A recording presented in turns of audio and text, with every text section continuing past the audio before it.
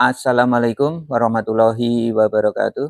Dan selamat pagi teman-teman. Ketemu lagi dengan Sugino Sugi Bekasi, channel bisnis gurame soang di kolam beton dengan skala rumahan. Pagi ini saya akan berbagi tips bagaimana caranya membuat air kolam itu cepat menjadi hijau. Baik, langsung saja kita lihat. Ada 3 kolam yang sudah selesai saya lakukan perbaikan, dan 1 kolam sudah diisi dengan full dengan gurame soang yang isinya waktu ditebar itu 2000. Mungkin yang nilai kematiannya itu karena air yang tidak siap, seperti yang teman-teman lihat waktu menebar yang 500 itu airnya belum siap. Betul bahwa air yang masih bening itu pada dasarnya kurang cocok untuk ditebar bibit ikan. Lebih khusus lagi adalah untuk kolam gurame yang begitu sensitif, sehingga membuat suatu kolam itu cepat banyak banyak lumutnya atau banyak ganggangnya, itu adalah suatu hal yang mutlak. Untuk itu pagi ini saya akan berbagi tips seperti apa caranya. Sebelum kita melakukan atau membagi tips bagaimana cara untuk membuat kolam itu cepat hijau, sekarang kita perhatikan kolam yang sangat baik itu adalah dia sudah warna airnya tuh hijau tua atau mendekati hitam. Itu kira-kira seperti itu. Terus ini kita bisa lihat teman-teman, ini mendekatin, ini masih hijau pupus atau hijau daun pisang. Sementara yang ini belum terjadi apa-apa. Jadi ini kira-kira masalah teman-teman yang bertanya kenapa kolam saya kok nggak bisa hijau sih. Nah ini seperti ini ya teman-teman. Nah ini kasusnya seperti ini. Ini sudah jalan sekitar berapa ini? Udah 3 harian tapi belum ada tanda-tanda ini akan hijau. Dan ini bisa setengah bulan sampai 1 bulan mungkin akan tetap bening ya. Jadi nanti triknya seperti apa nanti kita sama-sama kerjakan. Baik, sekarang kita evaluasi dulu. Untuk kolam ini kan awalnya, pada dasarnya awalnya kita ambilkan air itu full, diambilkan dari sini penuh, kita pindahkan ke sini sebelum ada ikan.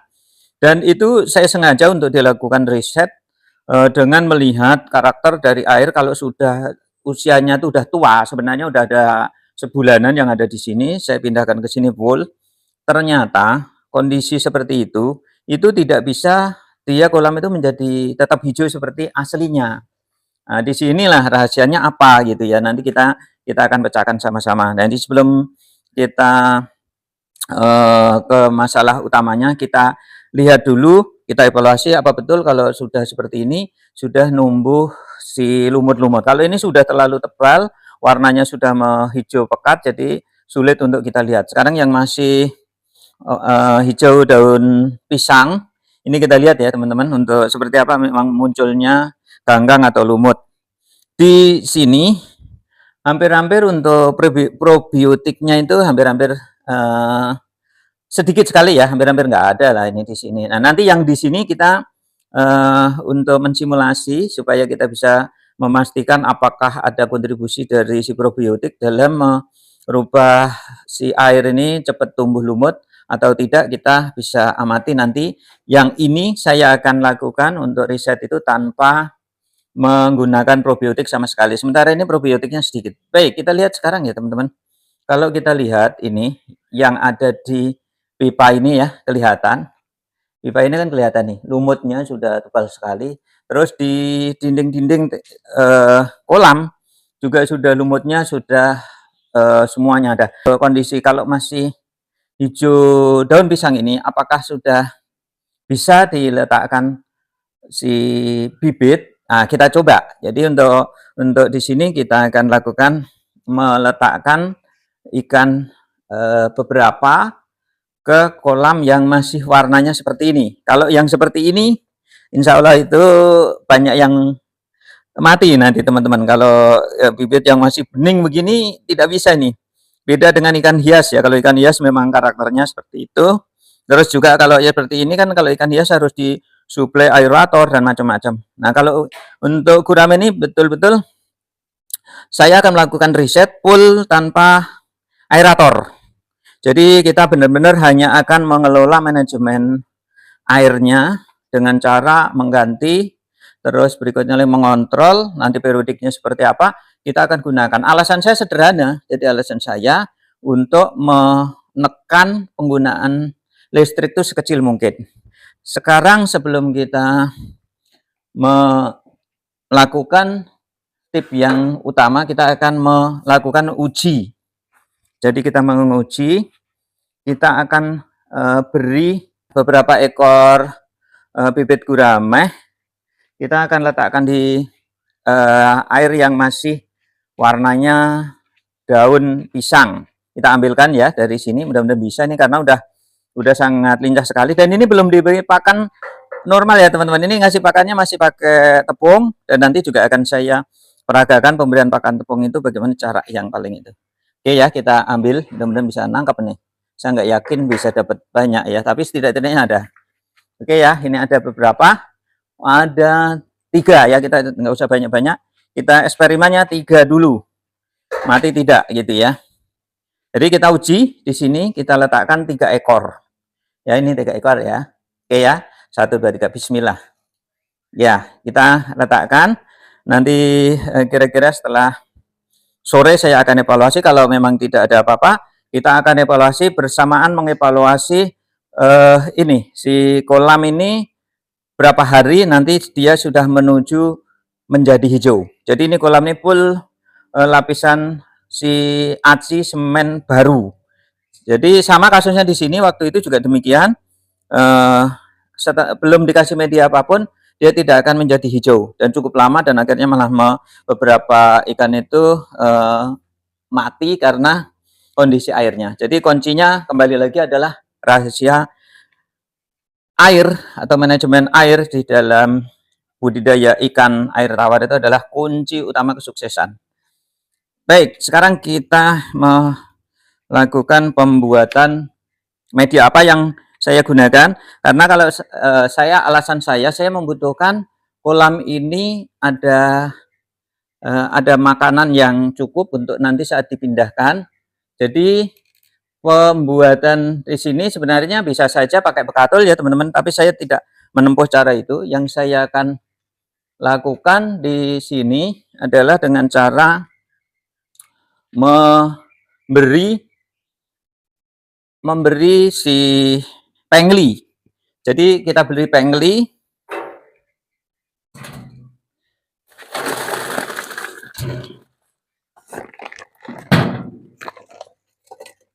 Ini pengli ya teman-teman. Kira-kira ini ini ya, tepung pengli yang kemarin untuk pakan itu kita akan tebarkan. Jadi di situ kan ada unsur bekatul dan lain sebagainya, sehingga dia menumbuhkan si lumut. Jadi untuk mempercepat tumbuh lumut itu adanya si organik dari bekatul maupun dari si organik-organik yang lain. Nah, karena saya beralasan untuk ini ya, sekaligus untuk menyiapkan pakan setelah nanti ikan dipindah, jadi saya tidak memberi bekatul saja, tapi ini makanan yang sudah penuh protein. Tapi ingat, waktu kita sudah menebar, jangan, jadi ini saya kasih ini ya teman-teman, 3/4 ya, jadi ini hampir penuh. Baik, sekarang kita tebarkan seperti ini ya, diusahakan bisa merata. Nah, di sini kelebihannya dengan bekatul ya teman-teman, dia karena adanya si protein, dia kan bersifat ada yang seperti minyak, maka dia akan menjadikan si media ini, pengli ini akan menjadi rata sempurna, dan nanti dia akan jatuh ke dasar kolam, itu akan merata. Tapi ingat ya, waktu nyebarnya jangan ngurumpul-ngurumpul banyak ya, jadi memang diusahakan itu tertebar secara ini, secara ya mendekatin merata. Itu seperti itu. Nah, mudah-mudahan nanti silakan nyoba ya teman-teman untuk pembuatan air ini sehingga air itu menjadi air yang layak dihuni oleh si ikan gurame yang kita ketahui sangat sulit untuk pemeliharaannya. Saya kira ini nanti kita akan evaluasi untuk ini sepertinya kurang ya. Saya tambah lagi ya teman-teman. Saya tambah lagi 1/4 lebih ya. Jadi ini 1/4 lebih supaya nanti cepat jadinya. Atau anggaplah ini ditambah kira-kira kalau ukuran gayung itu 1,5 itu ya, 1,5 liter kalau ukuran gayung untuk mandi. Karena ini Tupperware yang kapasitasnya sekitar 1,5.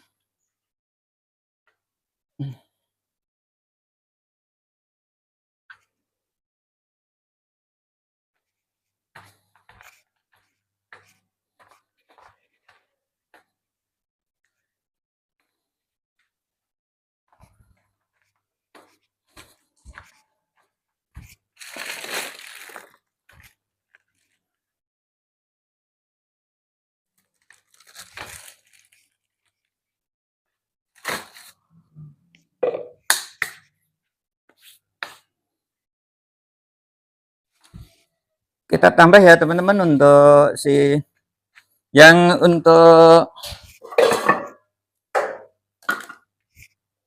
kita lihat ya seperti apa ininya penampakannya setelah kita beri si pengli itu seperti apa, supaya nanti teman-teman juga bisa mencoba yang masih kesulitan membuat airnya hijau.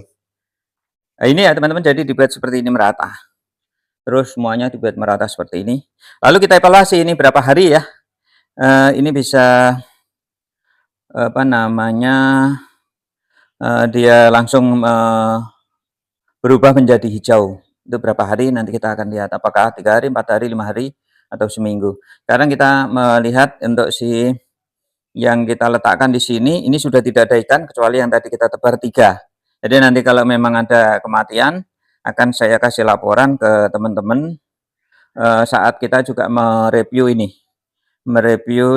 Atau nanti juga mereview pemberian pakan pertama. Nah itu ya, kelihatan ya teman-teman, sehat-sehat. Jadi ini belum dikasih pakan secara normal teman-teman. Ini keluar ini karena taburan tadi kan, taburan si pengli yang dari sebelah. Nah ini ada yang mati. Ada yang mati ini ya, memang kondisinya terlalu padat juga di sini.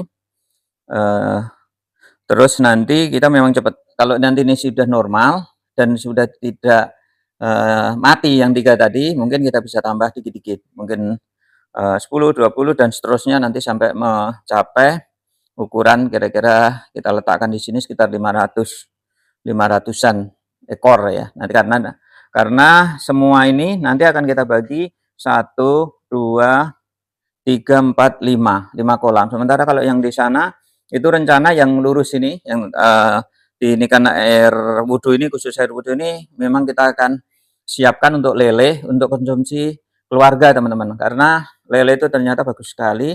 Jadi kita hanya akan membuat 1 kolam itu khusus untuk lele keluarga, tidak untuk dijual. Sementara yang akan kita bisniskan itu untuk gurame. Nah, sementara yang 3 kolam, masih ada 3 kolam itu kan kemarin udah kita rencanakan 2 kolam ini adalah untuk klinik. Jadi kliniknya si gurame-gurame kalau nanti ada sakit, kita siapkan di situ berbagai macam peralatan, misalkan aerator dan lain sebagainya. Kita akan 2 tempat ini. Jadi itu nanti kita standby-in air yang bagus, lalu dengan obat-obatan secukupnya dan alat-alat untuk ini ya, untuk kesehatan, misalkan aerator, terus pompa-pompa akan kita letakkan. Sementara yang ada tangganya itu khusus untuk filtering. Jadi proses filtering yang ada di sana. Semua ini tadi kita melakukan itu tidak terlepas dari manajemen air. Saya kira untuk kali ini seperti ini yang bisa saya bagi ke teman-teman, sekaligus menjawab pertanyaan teman-teman yang menyampaikan bahwa untuk airnya kok tidak bisa hijau seperti itu. Kira-kira tipnya teman-teman, kita saat ini tidak menggunakan probiotik ya, tidak menggunakan probiotik. Apakah dia bisa cepat hijau, atau memang probiotik itu juga memberi kontribusi untuk perubahan atau perbaikan air sehingga air itu layak untuk dihuni ikan. Itu semua perlu kita riset. Makanya kita eksperimennya nih, kalau yang dua ini pakai probiotik, yang satu ini tanpa probiotik. Kita sama-sama amatin seperti apa nanti untuk kondisinya. Nah, ini terakhir untuk report teman-teman ikannya ya. Kelihatan ya teman-teman, banyak sekali ini ya. Jadi untuk yang akan kita besarkan sudah cukup banyak sekali ini. Sampai di sana-sana nih padat semua. Baik teman-teman, sekian terima kasih. Mudah-mudahan ada manfaatnya. Wassalamualaikum warahmatullahi wabarakatuh.